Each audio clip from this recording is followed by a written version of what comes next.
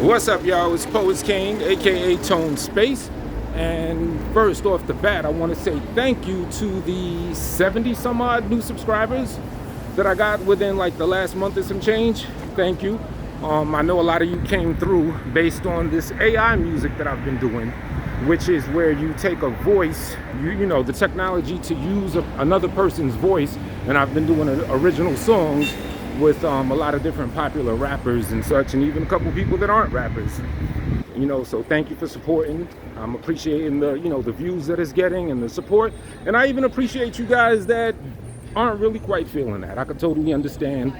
I know some people consider it scary, which it is. You're hearing someone else use another person's voice. That is a bit spooky. I totally agree. But just know I do it with all the utmost respectful intentions for the artists that I use anyway. Like, I'm an actual true fan, and you know, I think I've been doing a good job in mimicking their styles, but in no way am I trying to say that I'm on tier with them. Nobody is gonna be Wu-Tang like Wu-Tang.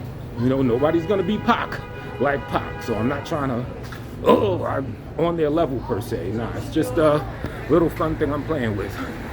But also on this channel, I want to talk about hip-hop related things, because, you know, I check out a lot of stuff. The Chicago drill culture is what I'm going to be yapping about here real quick. I wanted to do a more organized video where I sit down and talk about it and show things on the screen, but something came up. I'm a little bit in a rush. So, you know, some people like these little walk-in talks anyway. As you see, I'm in the city of New York, you know. The little walk-in talks, they're kind of cool, right? Let me know what you think. But let's talk about Fyndee Boyy. For those not aware who Fyndee Boyy is, he's a young Chicago drill artist that pretty much came out of nowhere. He wasn't really affiliated with any of the people that he's been defending in his music. To give you some background, a little bit after FBG Duck died, he came on the scene and started doing diss songs to Duck and the 6030s to their ops, which would be the BDs, O Block, 600, stuff like that. Even 051, I think he's been dissing them as well. You know what I mean? But he wasn't like connected. He wasn't clicked up. He just kind of inserted himself in there and trolled his way to notoriety. Now, for a drill artist, I can't say, yeah, he is decent. You know, he's kind of live with it. You know, I have like high criteria for lyricism and everything, so I put everything in this compartment. Is he like a dope artist, period? Is he a dope lyricist? By no means at all. But as far as the drill culture is concerned, he hits all the checkpoints, which, you know, make the drill what it is, especially the checkpoints involving dissing people and everything like that, as that seems to be a real strong prerequisite for, you know, a popping artist in the drill culture. But anyway, as a lot of you probably know, he's been caught in some serious stuff. Like sometime around mid-2022, he got arrested, and it was reported that he touched on some little girls. Y'all know how YouTube is funny and everything, and I'm still trying to work out what can be said and what can't be said.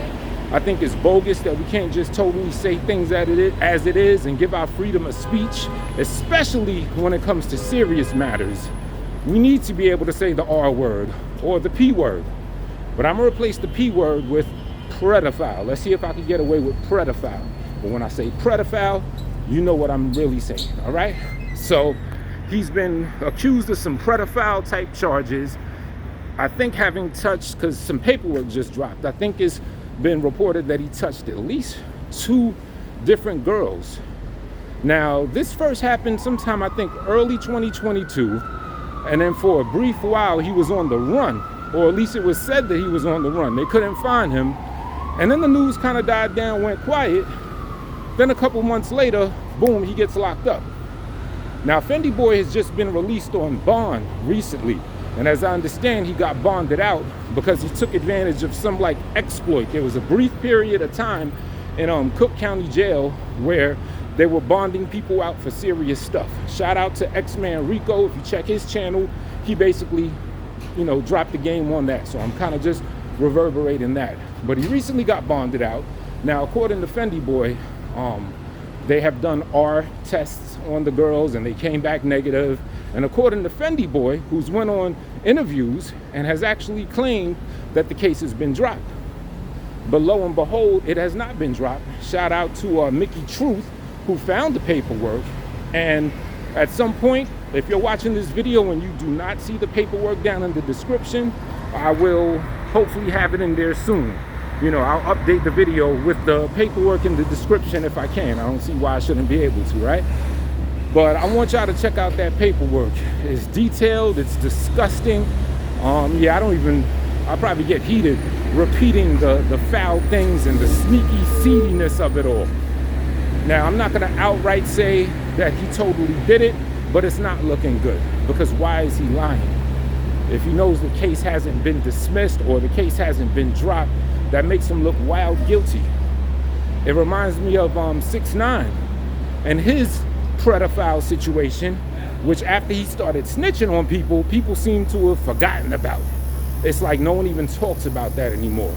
But on his come up, he used to do these wild Instagram lives, 6ix9ine that is, and he did some live with a 13-year-old girl, fondling her, and she was giving fellatio to some other guy in the video, and he was all touchy-feely with her, right?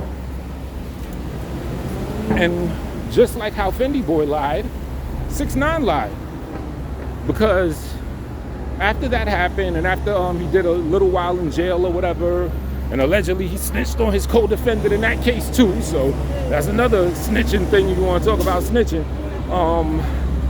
He was on The Breakfast Club, and I remember this. They asked 6ix9ine, it was Angela Yee. She said, yeah, the girl that you had this charge with, she was 14 years old, right? 6ix9ine said yes. The girl was 13 years old. It's almost that was like a setup question, like why lie? Especially when details, you know there's paperwork, you know details are gonna come out about something. You might as well just own up to whatever the case is, because people aren't stupid. This is information. It passes around like the plague out here, so people are gonna know. So when she asked him, was that girl 14? And he said yes, that made him look very suspect. Comparable with Fyndee Boyy. Said the case was dropped. The case has not been dropped. But Fyndee Boyy has one on DJ U's platform, defending himself, saying that it's bogus. Some ex-girl was mad or something like that, and she made the whole thing up. But the paperwork is pretty compelling. Let me wait for this thing to go by right here. This is real. This is live New York City type stuff. Ambulances, all of that. You get all types of bells and whistles out here, right? But I mean, in the paperwork, if you look through it, they have like the detectives interviewing the little girl and everything. You got to remember, these are professionals. These are people who do this for a living. They know who's a real pedophile or not, or they probe, and they have their little tactics to find out when kids are telling the truth or when they're coached by a parent. And they interviewed these girls. And just look at it for yourself, and you tell me in the comments, what do you think? Do you think that the kids were coached? Or do you think that it was official and this really actually did happen to them, right? And then another thing that I really want to touch on, right? No pun intended. Another thing I want to talk about is these people that get caught in these situations. Like I've heard somebody, right? Let's take Brother Polite, for example. He just got sentenced to 7 years for being a pedophile, touching on a young girl as well, right? And I hear one person talk about it, trying to defend him, saying something to the effect of, why would Polite do that to a young girl? Y'all know he ain't gonna do that to a young girl. Look at all the girls he get. Well, yeah, on the surface, to the knuckle draggers, to the surface thinkers, okay, that might make sense to y'all. And I'm not even gonna say to the deep thinkers, but just anyone who puts just a little more thought into it, that actually sounds more suspect if they're around a lot of women, and if they take sex, like if they show the sense of a sex addiction, right? Then to me that makes them more suspect. Just because they have a lot of women. Look at Lil J, that's another one. Anyone that knew him or whatever will say that he was a straight up sex addict, hard body. So when he gets in jail, and when he thought that he was going to do life and he wasn't getting out, he's addicted to that feeling. And I guess, it doesn't make sense to me, but, I guess he felt he had to get it where he could get it on some old weird nasty shit. You feel me? Not to say that everyone that's a sex addict is on it like that, but I will say I'd be more suspect of someone who has sex on their mind 24/7 and has to have it and is addicted to it like crack, so much that they'll actually have sex with crackheads. I'd be more suspect that someone like that is gonna get down on touching kids. You know what I mean? I mean, you got weirdos out there. You got people that, all right, they have access to a lot of women, and in their warped mind, you know, since they already have that addiction, they're like, oh, they want to try something new out, you know what I mean? And fuck with a little kid or some more other weird shit. So I don't want to hear that. I don't want to hear that.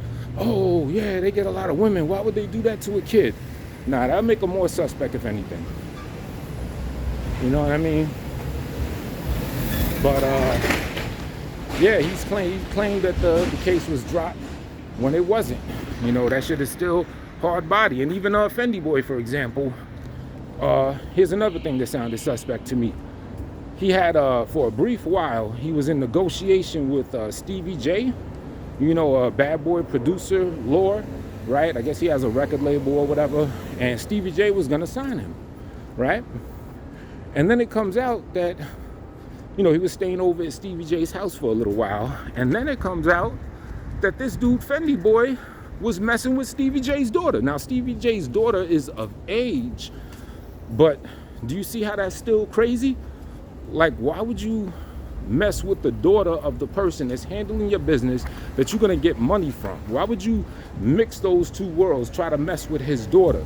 So that tells me that, you know, he has some type of addiction where it's so important. He's in a house, they're probably on the hill somewhere, probably doesn't have access to anything, but he needs it because he has this crazy ass addiction.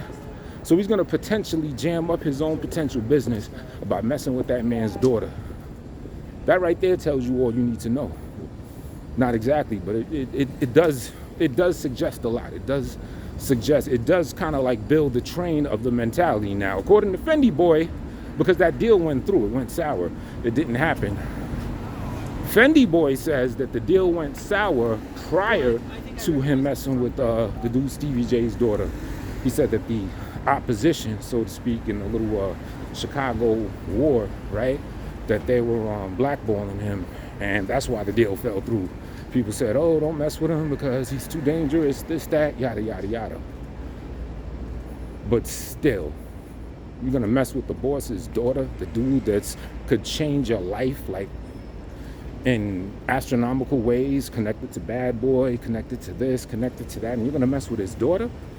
And didn't he already have a girl? Like you see what I mean? Something sounds weird. And that paperwork is crazy. They talk about him. Little girls say that he was like, he'll be in the house where the little kid's mother is at, and he'll be looking to make sure she's asleep. And then like a creep, he'd be peeking in the room where the little girl is. And the rest I don't even want to say. I'll try to put it below. But in general, I'm gonna do more of these hip hop videos in a more intimate setting, if you will. Maybe I'll do a couple walk and talks because I know people like these as well. But I also want to be able to show documents. Like I'd like to show the records on screen and pictures and react to actual videos and stuff of that caliber as well. So expect a lot of that. Once again, thank you, sincere thank you to all of y'all new subscribers, all 70 something of you. You know, I will be dropping some new AI music very soon. I even take requests. If you got an artist that you would like to hear something on, drop it in the comments, you know what I mean? And I'll consider it, you know?